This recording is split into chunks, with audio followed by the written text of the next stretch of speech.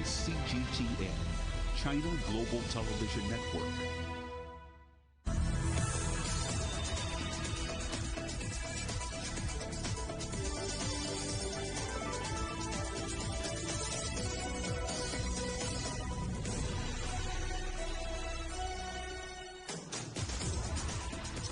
Hello and welcome to Global Business Europe, live from CGTN in London. I'm Jamie Owen. And I'm Robin Dwyer. Our top stories. European leaders clash over engagement with Russia and Hungary's controversial gay law. Our other headlines, the United States and France warn Iran that time is running out to revive the nuclear deal. At least 5 people are killed as a rare tornado rips through towns and villages in the Czech Republic. The desperate search for survivors. 4 people confirmed dead, 150 missing after a building collapse in Miami. And faking it on the internet. Amazon and Google under investigation by the UK's competition watchdog over dodgy reviews. We have a serious problem. That was how Angela Merkel summed up an EU summit that did more to highlight divisions than resolve them. The German leader said different countries had profoundly different ideas about what the European Union should be. Well, our correspondent Tony Waterman is in Brussels. So, Tony, this has turned out to be quite a fractious affair. It certainly did, Robin, and in fact the most contentious, highly charged issue was one that wasn't even on the official agenda. LGBTQI rights in the wake of that highly controversial new law in Hungary which bans the portrayal of homosexuality and transgender persons in content that would be seen by people under the age of 18. The Hungarian president, Viktor Orban, says that the bill is about protecting children, but many of his colleagues strongly disagreed with him. The council chief, Charles Michel, described the conversation as frank and emotional, which we all know is just diplomatic speak for a very heated clash of ideas. The German Chancellor, Angela Merkel, who has now been attending these leaders' summits for just about 16 years now, said that she cannot even remember one as tough as the conversation they had with Hungary last night when they discussed this issue. This is an issue that really hits at the core of the EU and the challenges that it is facing right now. At the core of the European project, it rests on this bedrock of human rights, human dignity, equality, non-discrimination. And if you have member states that cannot agree on those core values, cannot agree to uphold those core values, or have different interpretations of those values, then the entire project could be at risk. And this is really what Chancellor Merkel was getting at when she said that there was a serious problem. And her former defense minister turned commission head, Ursula von der Leyen, echoed that sentiment in a press conference just a little while ago, saying that the bloc is much more than just an economic union. Take a listen. It is, first of all, a union of values, of protection of minorities, of non-discrimination. And a culture of tolerance and acceptance is a bedrock against discrimination. We will protect all citizens wherever they live in our union and whomever they love. So plenty of tough talk then, and another issue they couldn't agree on, whether or not to engage with Vladimir Putin. Yeah, you're right. You may remember that Angela Merkel and Emmanuel Macron, the French president, really sprung this surprise proposal on their colleagues right before this meeting, proposing that the bloc re-engage with Russian President Vladimir Putin in a summit format. This is something that has been on ice since 2014. Many of their colleagues really disliked this idea. The Dutch Prime Minister Mark Rutte said that this would be an undeserved reward for the Russian president. So they lost a bit of face here because it was outright rejected. Their claim is that this is really a sovereignty issue, that EU diplomacy and security shouldn't be something that is outsourced to the United States. Of course, we had the Biden-Putin summit just taking place in Geneva the other week. And both of them, though, taking a bit of solace in the fact that at least this conversation about Russia is going to go forward. Take a listen. No consensus has been reached to have a summit soon, and for me this isn't a drama. It's not a drama. What is important is that we have an agenda and unity remains, because division is what's weakening us. So not only was this idea rejected, but these leaders instead took a rather hardline approach to Russia. They have this strategy that's called pushback, constrain, and engage. But the EU very much believes that it has the upper hand on this issue because the EU is Russia's largest trading partner, whereas Russia kind of comes very low on the list when it comes to EU trading partners. But Ursula von der Leyen today admitting that the relationship, these are her words now, the relationship is in a negative spiral and that the members should brace for further downturn. So not a very upbeat assessment there when it comes to relations with Russia at the moment. Tony, good to talk to you. Tony Waterman there in Brussels. Efforts to revive Iran's nuclear deal with world powers could be jeopardized if Tehran fails to extend a monitoring agreement with the International Atomic Energy Agency. The United States Secretary of State Antony Blinken, who's in France, described it as a serious concern. Well, let's talk to our correspondent Ross Cullen in Paris. Ross, Blinken saying serious differences remain with Iran. Is there any possibility of some progress on this? Well, Jamie, talks have been going on for weeks now to try to revive the JCPOA, the Joint Comprehensive Plan of Action, the official title for the 2015 nuclear deal. The United States and France, two of the signatories to that deal, along with Russia, China, Germany, the United Kingdom, and of course Iran as well. But the United States saying that it has its red lines that it doesn't want to cross. Also, it wants to see commitments from Iran before it budges at all. We did hear some pretty strong language today from Antony Blinken, the Secretary of State, in his meeting with his French counterpart, Jean-Yves Le Drian, and we can take a listen now to a little bit more of what Antony Blinken had to say on Iran. An Iran with a nuclear weapon or with the capacity to produce one on very short order is an Iran that is even more dangerous than it already is, an Iran that can act with even greater impunity when it comes to supporting terrorism, destabilizing the region, engaging in proliferation. So we have a national interest in trying to put the nuclear problem back in the box that it was in under the JCPOA that unfortunately it is now out of. OK, well, that's Iran. The US Secretary of State has had a rather busy day in the French capital. What else was on the agenda? Well, other security issues as well. We had talks on Libya and Syria as well, along with climate change, the fight for democratic values, also the ongoing battle against COVID-19, trying to fulfill that promise for 1 billion vaccines for the developing world. But it is also worth pointing out, Jamie, that it really was a welcome back to the United States into the multilateral fold. Antony Blinken saying that he really feels at home here. He has spent part of the news conference speaking in French. He is a fluent French speaker. He spent part of his childhood here in Paris, going to a bilingual school. A really warm welcome for him by the French Foreign Minister earlier. And right now, he is in talks with the French President Emmanuel Macron. So we expect further discussions there, particularly on the issue of Russia. We heard Tony talking a little bit about that earlier, the meeting that Joe Biden had last week with Vladimir Putin. And Emmanuel Macron wanting to continue that pressure from the EU.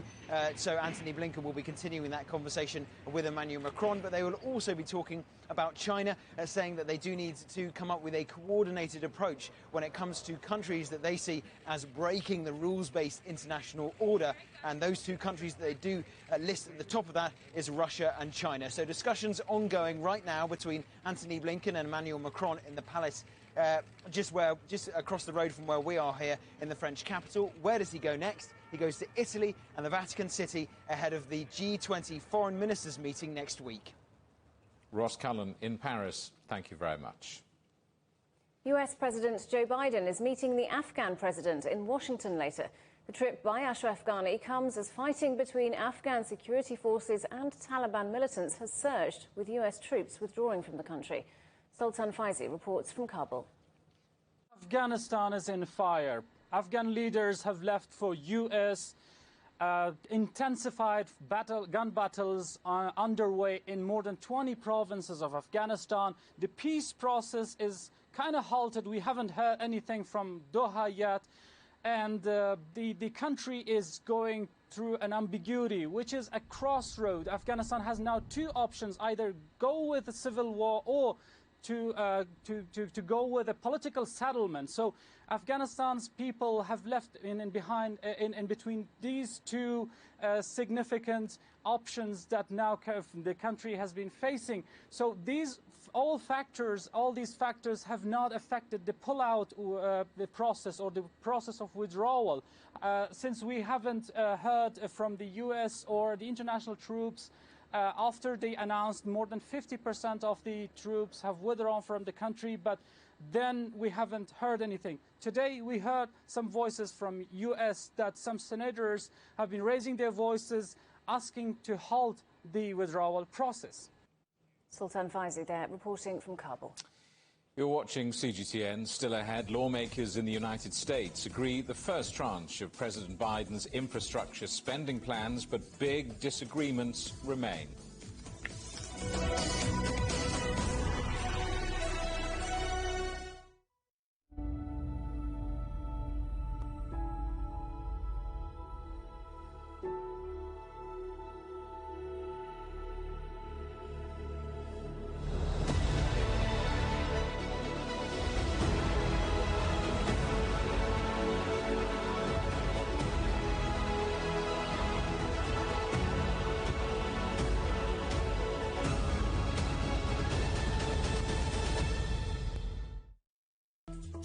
Search CGTN Europe wherever you get your podcasts to subscribe to The Agenda podcast. The Agenda with me, Stephen Cole, always gets to the heart of the story.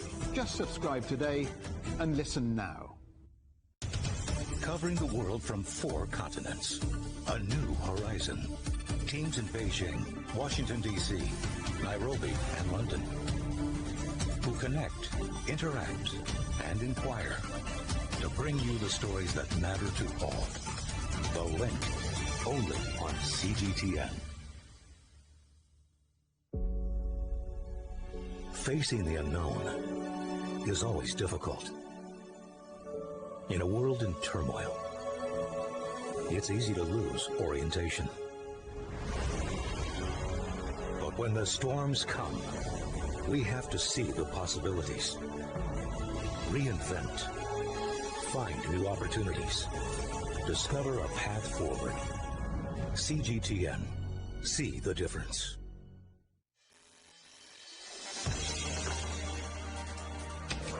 The world has changed under the pressure of the pandemic. For many of us, life is returning to some kind of normal.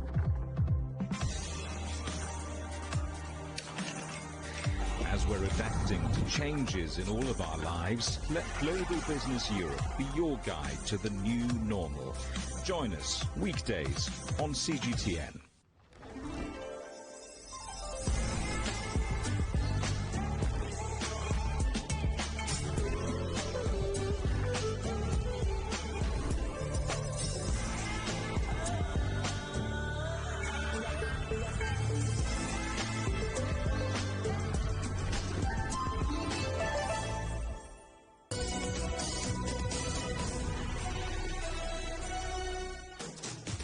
Welcome back to Global Business Europe, and a quick reminder, CGTN is available to watch for free on all of the major digital platforms, on Smart TV, online at Roku, Apple TV, Amazon Fire and Android TV, YouTube and Dailymotion, CGTN.com and the CGTN app.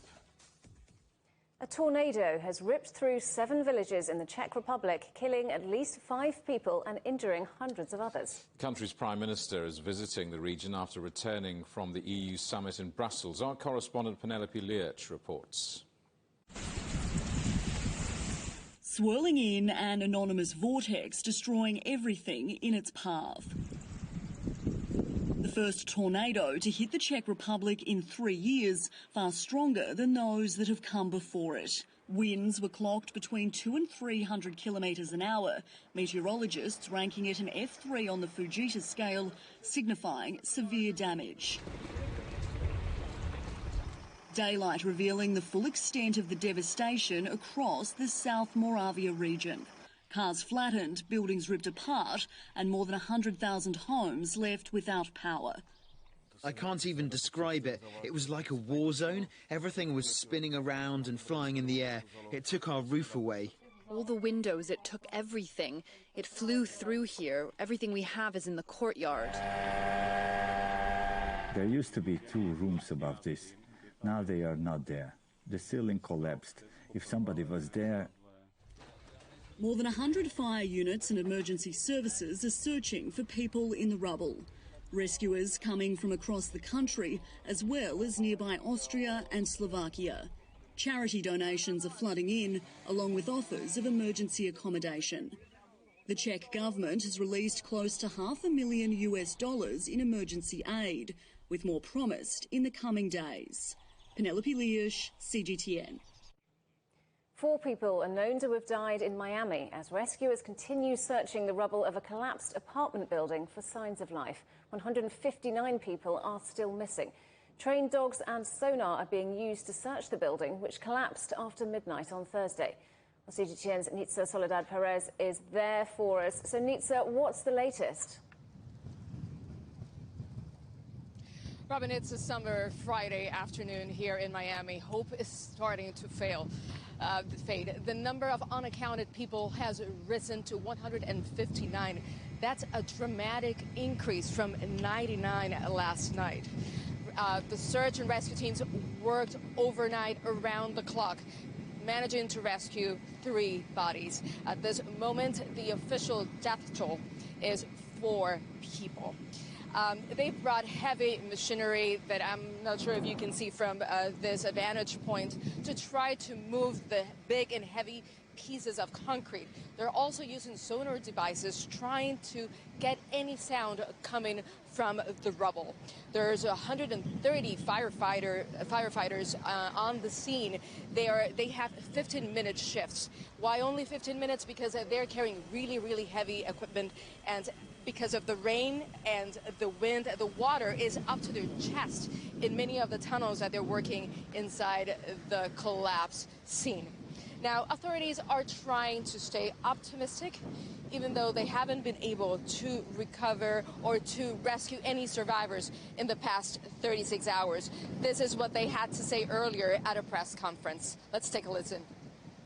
We have hope, and every time that we hear a sound, we concentrate in that area. So we send additional teams, utilizing the devices, utilizing K9, and utilizing personnel.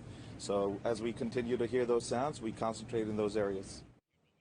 And US President Joe Biden has declared a state of emergency, which releases funds for the rescue operation. How's that progressing? Indeed, with that declaration, President Biden is able to activate the Federal Emergency Management Agency, or FEMA, and also liberate funds to assist in the relief efforts for the families that have lost it all. With those funds, FEMA will be able to provide food, shelter, and basically to help these people that have lost it all. That's what those funds would be used for at this moment, Robin. And questions, of course, turning towards what caused the collapse. Do authorities have any idea? The truth is that authorities have no clue of what transpired here or why this structure collapsed. What we do know is that the building had just passed the structural recertification of 40 years. That's the law here in Florida. Also, they were making some kind of repairs on the roof. Now, residents of the structure had reported to local media, and they've also talked to me, saying that the building had chronic leaking issues. But then this building is in front of the ocean. In Florida, we have huge issues with beach erosion, climate change, and the rain also that it's affecting all this area. So all these factors could have been determinant on what happened and why 70 apartments completely vanished after this collapse. Nitza Soledad Perez in Miami, thanks for updating us. Nike shares surged more than 13%, hitting a record high after the sportswear giant forecast full-year sales of more than $50 billion. Fourth quarter revenue also nearly doubled, topping $12 billion for the first time, despite weaker-than-expected sales in China. The company says it's confident it'll regain trust with consumers after a boycott over alleged forced labor in Xinjiang. China has launched its first self-operated deep-water gas field off the coast of Hainan. Deep Sea No. 1's operation marks a big step in China's deep-sea exploration, which has gone from 300 metres deep to 1,500 metres. It's expected to supply the nearby provinces of Guangdong, Hainan and Hong Kong.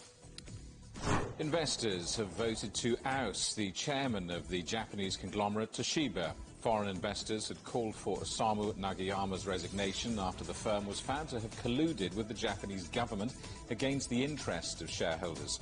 Supporters of Mr. Nagayama said his departure would be a challenge at a time when the company needed strong leadership.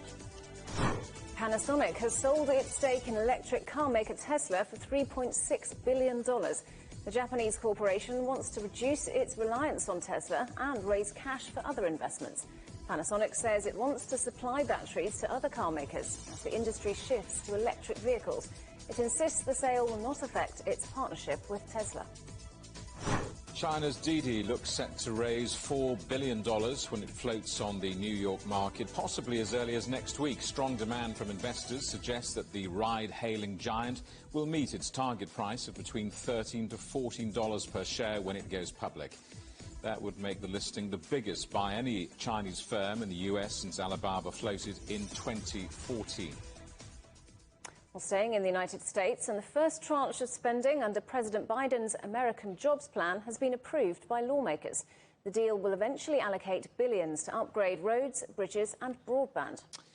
Well, the agreement came after days of rather tense negotiations, with Joe Biden admitting to serious compromises. Our correspondent John Terrett is at the New York Stock Exchange. Yeah. John, good to see you. What was the market reaction to Joe Biden's announcement?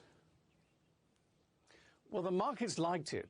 We were watching President Biden make his announcement about 24 hours ago, and I don't know whether you can see, but just behind me here, there's little heat maps we have in each corner of the exchange, and they show us at a glance what's happening on the Dow and the S&P and the stock exchange index that it has here that we don't quote very often. And there was a lot of green around anyway. And once the president had made his announcement, there was even more green around. And we ended up with record numbers on the board. And it was interesting because there was, in fact, some mixed data around yesterday, Thursday. You had the jobless figures coming in for the previous week higher than had been anticipated. The growth figure went unrevised. The market's like that, 6.4%. Inflation had kind of ebbed off the agenda, certainly yesterday. Today, I notice inflation is back on the agenda again with new records set for the month of May, but no one is really paying much attention to that. I think the reason the markets were up, and they are up now, is because the price tag of around $600 billion is a lot less than had been touted by the president. He was looking for $2 trillion to be spent on infrastructure. I think it will end up being $1 trillion, actually, but that's still half, probably less than half than what he wanted. And also the president said no tax hikes here in order to pay for it. He said if you're earning more than $400,000, which is a lot of money, then you won't be contributing to this. So the market's certainly like that. So now today we have the Dow up 0.7%. The Nasdaq is flat. The S&P 500 is hitting records intraday in the middle of the day here, record territory, up 1/3 of 1%. Nike is up a lot because of, I know you mentioned this story just now, but I want to just tell you that the China revenue was up 17%, and nobody was expecting that. That was a shock. So that's why Nike's doing so well. FedEx is not doing so well today. They've got staffing issues. And Virgin Galactic, as you said just now, is up around 30% because they've got a license to send people into space. So lots of green again today. John, just to be clear, though, this American jobs plan, it's far from a done deal, isn't it? Yes. I mean, I hate to put a damper on this, but I think the word deal is really getting a little bit ahead of ourselves. I really do. I think that what we have here is a sleight of hand, you know, that a magician might do. I'm afraid it's the same sort of thing. There's not much information about this deal for a start. Now, I should say the public is very concerned about infrastructure. A bridge simply collapsed in Washington, D.C. this week, made headlines here, didn't make the headlines around the world. Of course, we've got that awful situation in Miami going on at the moment. I realize that's private accommodation. But people are concerned about infrastructure. But what we think this deal is about is basically roads bridges and broadband. There's an extraordinary number of Americans don't have broadband. So what you're seeing is classic Joe Biden. He even refers to this being the old days when the two parties would come together at the White House, agree a bill, they'd go away and write it, send it to the president, and he would sign it. So what he's done, you have to understand this, he's taken all the bits the Republicans don't like out of the infrastructure bill and put it into a new bill. And now he is saying, I won't sign the infrastructure bill unless the Democrats pass the new bill that all the bits in it that the Republicans don't like. Now, the infrastructure bill needs 60 votes in the Senate to clear. The new bill, they can do it on a 50-50 with Kamala Harris casting the presiding vote. But it's not clear that even the Democrats have the votes to pass the new bill that has the bits the Republicans don't like, never mind the infrastructure bill. So we are far from there. I think the president did this to get a sense of momentum for the TV, which he certainly garnered. But nothing has changed politically in Washington regarding the position of both parties. So it is a gamble, and we'll have to see what transpires now on the big Sunday talk television shows, which always move things along a little bit, on Sunday morning. Jamie? John, we shall talk to you on Monday. John Terrace in New York, thanks ever so much. You're watching CGTN. Still ahead, why the UK travel industry is not happy with the government's new green list destinations.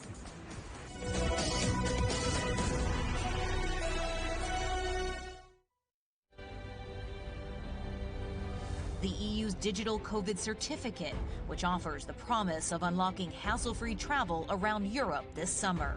In less than 2 weeks' time, the Czech border will also open to all EU and Serbian citizens. 4.4 million Hungarians received their first dose of COVID vaccine. 18 and over can receive the COVID-19 vaccination, but it does come with conditions. Third wave will probably take longer to emerge. This vaccination centre is part of a massive effort to try and drive down the numbers of the new variant that was first identified in India.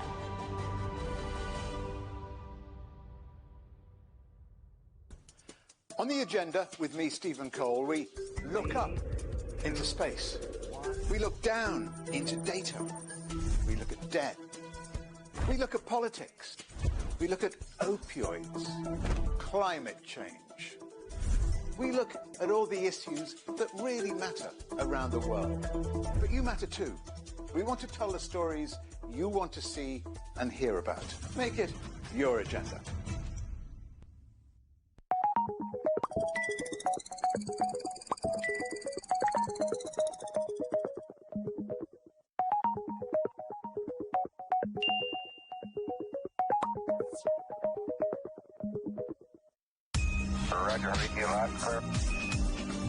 We can try out the wild and crazy ideas.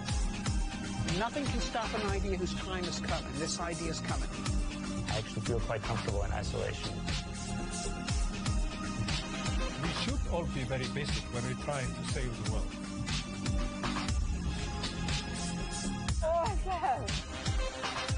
We hope it will happen. We have to live in hope.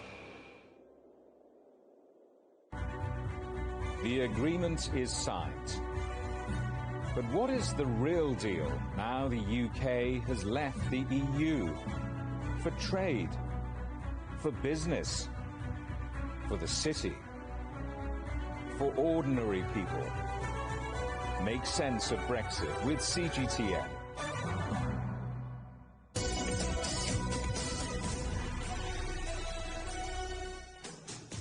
Welcome back to Global Business Europe with Jamie Owen and Robin Dwyer. Our top stories. European leaders clash over engagement with Russia and Hungary's controversial gay law. At least 5 people have died as a rare tornado rips through towns and villages in the Czech Republic.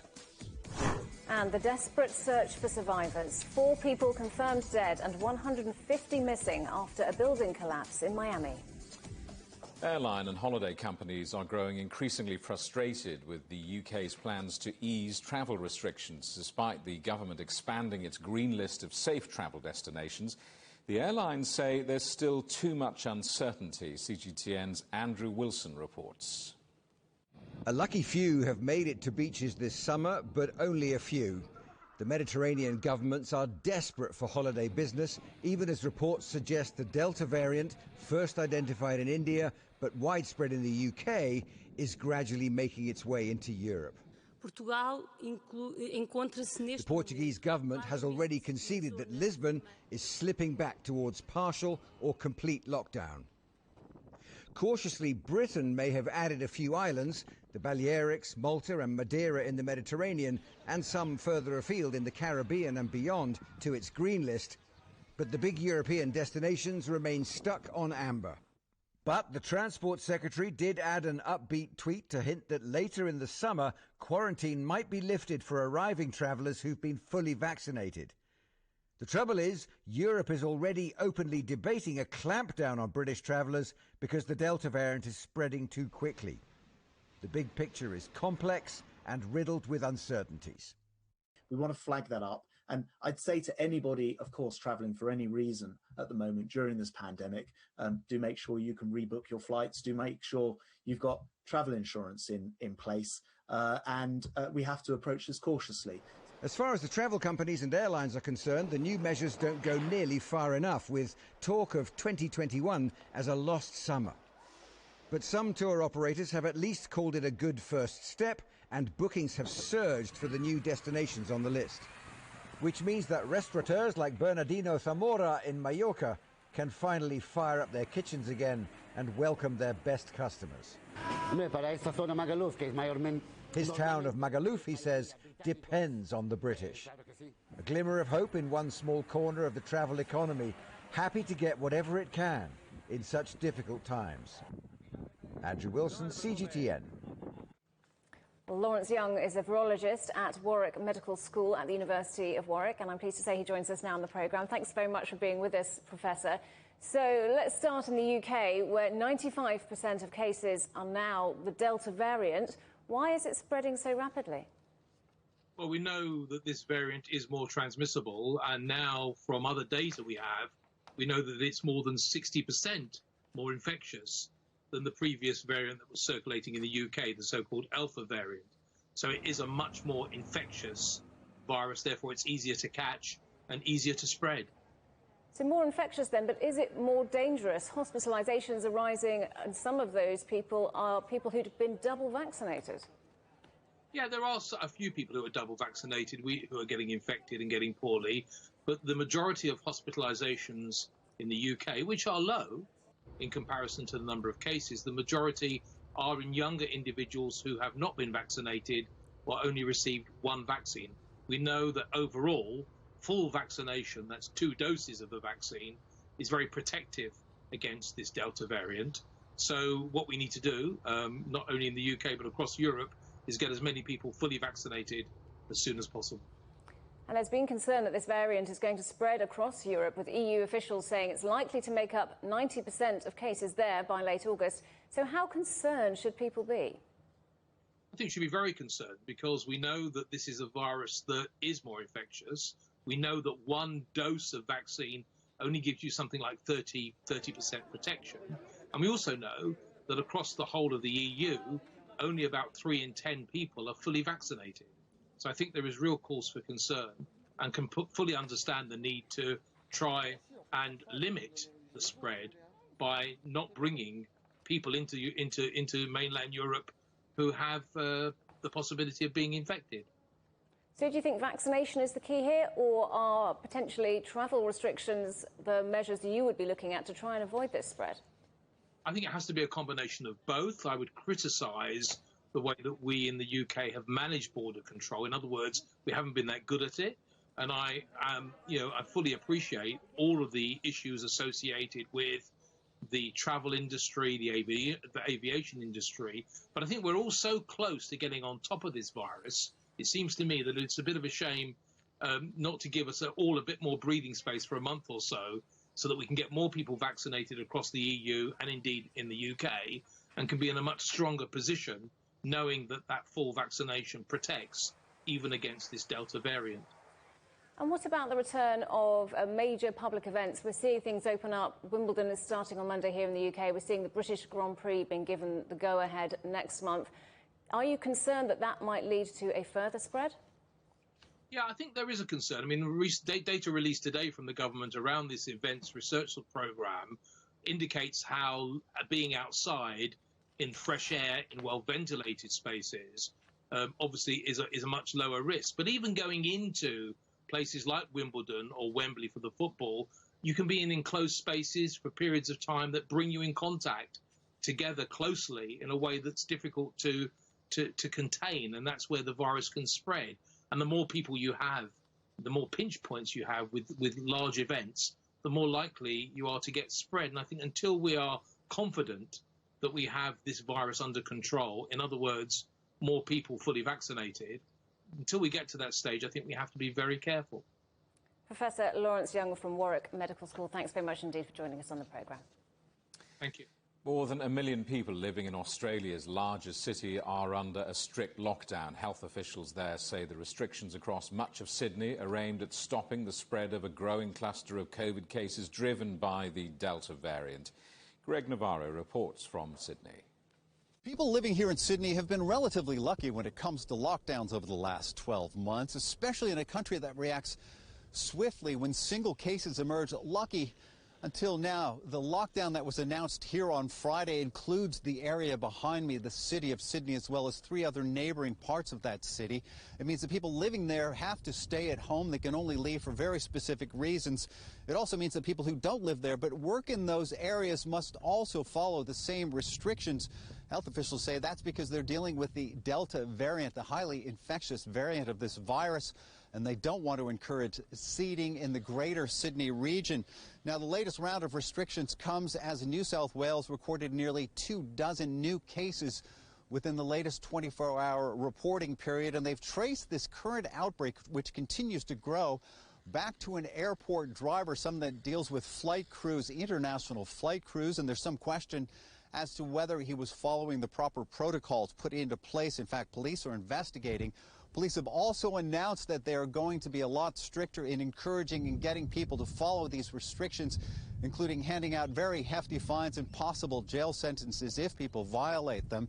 Now, all of this is an attempt to slow the spread of this growing cluster. Health officials say these current restrictions will remain in place until July 2nd.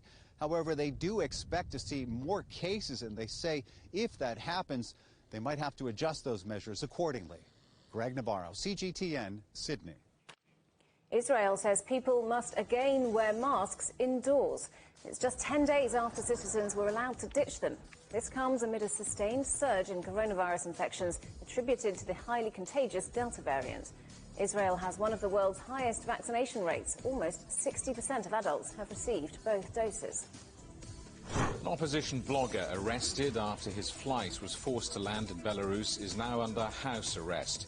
The arrest of Roman Protasevich and his girlfriend Sofia Sapega after Belarusian authorities intercepted their flight from Athens to Vilnius caused international outrage. Protasevich has been moved from a detention facility where there were claims that he was tortured. Iran has criticised a report by a Canadian forensic team that accused the country of incompetence and recklessness over the downing of a Ukrainian passenger plane last year. Iran has admitted it shot down the airliner after takeoff from Tehran in 2020, killing 176 people. It blamed a disastrous mistake by forces on high alert during a confrontation with the United States. A majority of voters in Gibraltar have supported the easing of a strict abortion law. Around 62% who took part in a referendum backed the change in the British territory on the southern tip of Spain. Gibraltar's criminal law has until now banned abortion in all circumstances.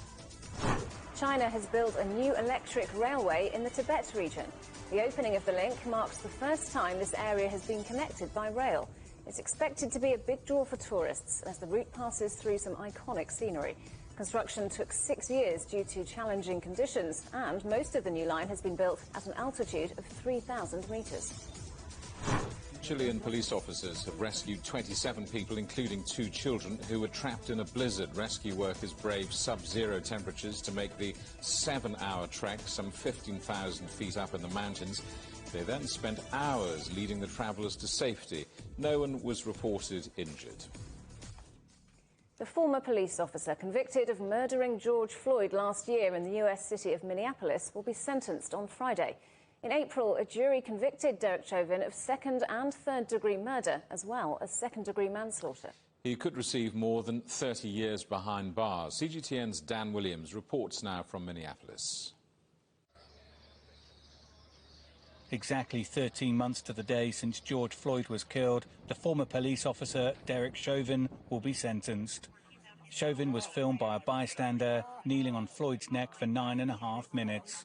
In April, Chauvin was found guilty of all 3 charges against him, second and third-degree murder, as well as second-degree manslaughter. His fate is now in the hands of Judge Peter Cahill. The judge did find, Judge Cahill, that there were several aggravating factors that merited an increased sentence. Most of us are thinking that it will now be more than 12.5 years as a sentence. Not inconceivable, it could be up to the maximum of 40. On May 25, 2020, Chauvin was captured on video kneeling on Floyd's neck. The video went viral and sparked protests in Minneapolis, across the US and around the world. In March, the trial began amid tight security and witnessed some powerful and emotional testimony.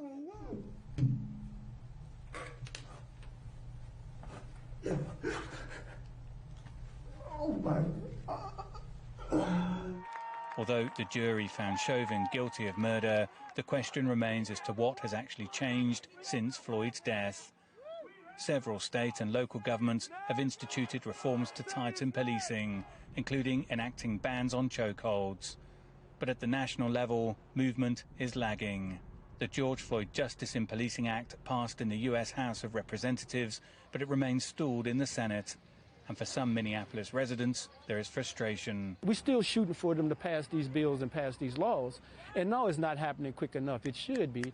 But at the same time, it's important. And so we're going to push urgency. We're going to keep fighting it back and forth. It could be an emotional day in court, with Floyd's family and friends likely to make impact statements. But this is unlikely to be the end of the matter, with the potential of an appeal still possible. Floyd's death sparked a national reckoning around systemic racism and police brutality. How these charges play out and the sentences handed down will be watched closely here and around the world. Dan Williams, CGTN, Minneapolis. You're watching CGTN. Still ahead, is it 5 stars from me, or is it our high-tech giants Amazon and Google cooking the books when it comes to those internet reviews?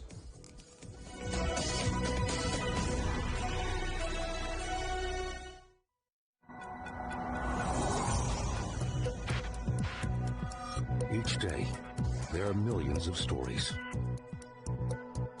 Each one can open new perspectives, new possibilities. Wherever you look, we are there. To see, discover, explore. We put the pieces together to find what really matters to you, all around the world, all around the clock. Our reporters are at home across the globe. From our headquarters in Beijing and production centers in Washington, Nairobi, and London, China Global Television Network. Stories from across the globe, reaching people across the globe. CGTN. See the difference.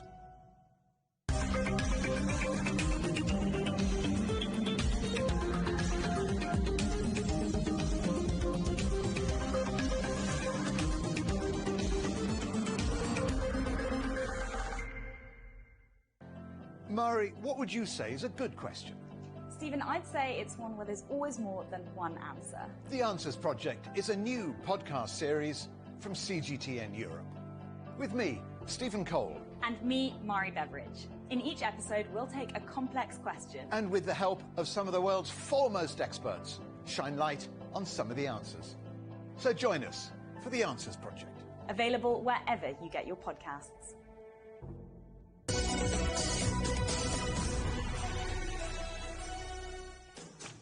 Welcome back to Global Business Europe. 5 stars would recommend. So many five-star reviews for products on the internet have prompted UK regulators to launch an investigation into both Amazon and Google for fake reviews. The Competition and Markets Authority fears other businesses who follow the rules could be losing out to the giants, which could now face court action for breaking consumer law. Well, James Erskine is CEO of Rocket, a marketing and content consultancy. James, good to see you. Just explain what's happening here. What's the charge against Amazon and Google? Well, they're trying to combat fake reviews. So you're aware of fake news where it's inaccurate stuff. We're bringing you fake reviews. And it's a huge, huge problem when you're looking to get trust from any audience. I think you can look at 3 C's when you look at a digital business: content, commerce and culture. And these fake reviews disrupt all 3 of those C's. So it's about time somebody took it seriously. And the Competition and Markets Authority, based out of the UK, are taking it seriously, and they've got teeth, and they are looking to investigate Google and Amazon. They might be looking to investigate, but I wonder how easy it's going to be to investigate. I mean, how do you put a number on this? I wonder how common are fake reviews around the world? Well, to give you a flavour, I mean, both these businesses are valued around $1.7 trillion, so they're huge businesses. Amazon have also said that they've removed as many as 200 million fake reviews before they came to audiences. So that's the scale of the problem. And the thing is that, if you like, it's looking back at these platforms to take responsibility, but it is going to be a really tough job. I'm guessing this has become much more of an issue during the pandemic because so many of us have been at home and spent much more time online. Well, do you know what? You're correct. I mean, we working at Rocket in digital marketing, we need to monitor these trends. And you're correct, more people are getting used to doing their shopping on Amazon, in the online space. But the other thing, and this is more of an anecdotal thing, is as the world's been locked down, we're taking on board less word-of-mouth recommendations. So actually, it means that the importance of these reviews becomes even more important. Do you think reviews really matter? Does anyone take reviews that seriously? I think it's hugely powerful, and I actually think that many businesses absolutely pride themselves on getting these 5-star reviews, as long as they are real people and as long as they are authentic. Like I say, it's a digital equivalent of somebody you potentially trust saying how good a product or service is. And that's really important both for Google and Amazon, but also the many, many small businesses that trade through those advertising platforms. James, we're going to start reviewing all of our interviewees. We've decided, I think, between us, we're going to give you 5 stars for this interview because you showed up on time and explained it wonderfully. Lovely to see you. Thanks so much for coming on the programme. Yes, would recommend. Would recommend, absolutely. Would recommend James Erskine. Chinese cross-border e-commerce platforms have seen significant growth during the COVID-19 pandemic, but they're finding they need something to help boost their sales to an international audience. Zhang Sheshuan reports.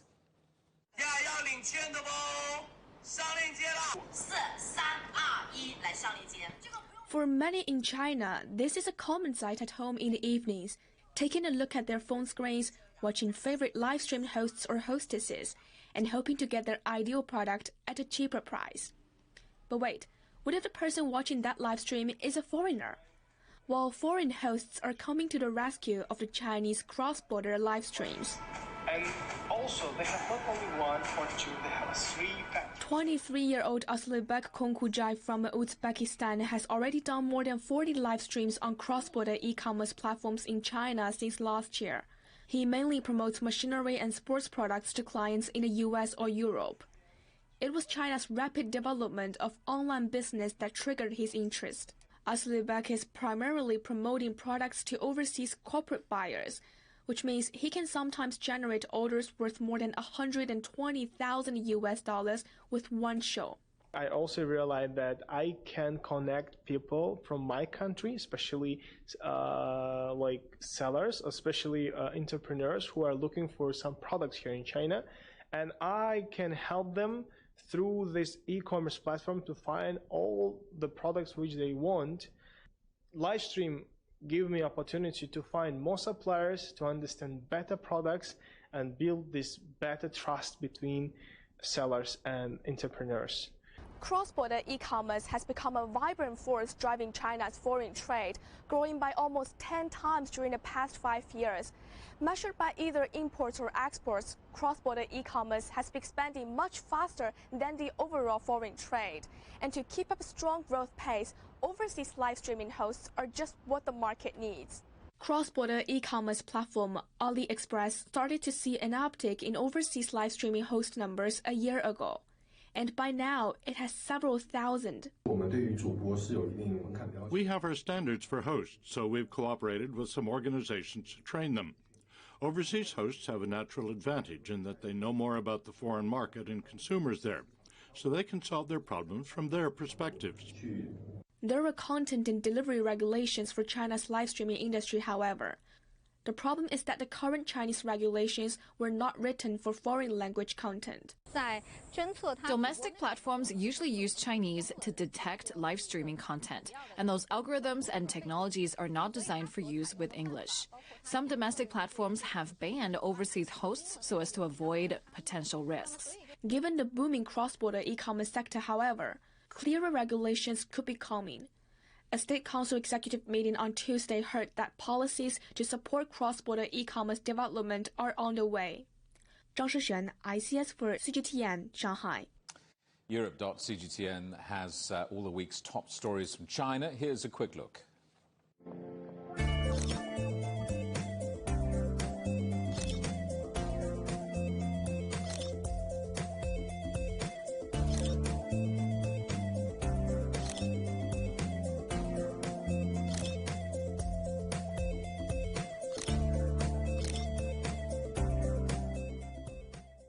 All that and more at Europe.cgtn.com. The German city of Duisburg has become China's connection to Europe. More than 200 Chinese firms are based in the region, and more German firms than ever are doing business in China. Our correspondent Ryan Thompson is in Duisburg. We're here in Duisburg, Germany, a city at the confluence of the Rhine and Ruhr rivers. This town came up around steel and coal production, but as those industries have fallen by the wayside, this city of Duisburg has found a second calling. It's become a European logistics hub. It's the world's biggest inland port, and it's capitalized on something few other hubs in Europe have, a non-stop railroad line to China. And while many of the containers are carrying electronics, children's toys, and clothes on the way here, they're starting to fill up on the way back too, with European goods like French wines and German cars. We've been speaking to those involved in growing this trade partnership, and they've told us it's become really important for this region's economy. Duisburg has faced a huge and tremendous change in the economic structure. For we used to be much more coal and steel industry, and therefore we are always on the search for new business opportunities and of course for the potential of new jobs. And I think logistics as itself is a very important branch, and with this special linkage to China, it is a more or less global question. We are trying to promote the Silk Road as an opportunity not only for Duisburg but for the whole region, for North Rhine-Westphalia, and of course also for Germany. Now, European trade with China reached record levels in 2020. Exports of EU goods increased by 2.2% and imports went up 5.6%. There is a trade imbalance, but with more German and European firms using this train line to get goods to China, that's beginning to even out. Billions of dollars in subsidies from Beijing have really improved travel time along the route, which now averages between 14 and 16 days. But the pandemic has not reduced the service on this line. In fact, everyone we've spoken to says even more trains are arriving every day compared to a year ago. A schedule expansion was planned for the coming months, but a worldwide shipping container shortage has put those plans on hold. Ryan Thompson, CGTN, Duisburg. The UK's first dedicated gardening hub, surrounded by 4 acres of living laboratories, has opened its gates in Wisley, near London. It's embracing nature, creating homes for wildlife and growing edible plants from all around the world. Juliet Mann toured the site with the designer Anne-Marie Powell. This garden, I feel, is so important because we are losing wildlife and diversity at such a rate of knots, and it's something that I've really noticed this year in my own garden at home. So the fact that we've got a garden that is designed literally to encourage wildlife into this space and is measurable by scientists, we can really monitor how wildlife is being impacted. You've built the garden, you've created it, and then the wildlife is just coming. Yeah, it's amazing. So that's the thing. If you start to look after wildlife, wildlife will start to look after you. The whole garden, it was designed around the anatomy of a bee's wing. And there's this fragility about the ecosystem of a bee's wing. So, and it's not entirely perfect. We need to help nature and kind of help the imperfections that we've kind of put into their food chains, into everyday life. So, I mean, 3 tips for wildlife in your garden, I'd suggest. Go on. Is plant anything. So make it flower. Single flowers are better than the frilly doubles because the nectar sources and pollen are much more accessible to bees and other pollinating plants. So don't be too tidy. You need to create habitat. So log piles, you know, areas of uncultivated ground. And the third thing is stop using chemicals. We need the aphids. The aphids feed the ladybirds feed the bees, and essentially somewhere along the line, if you're using chemicals, that will feed into our food chain.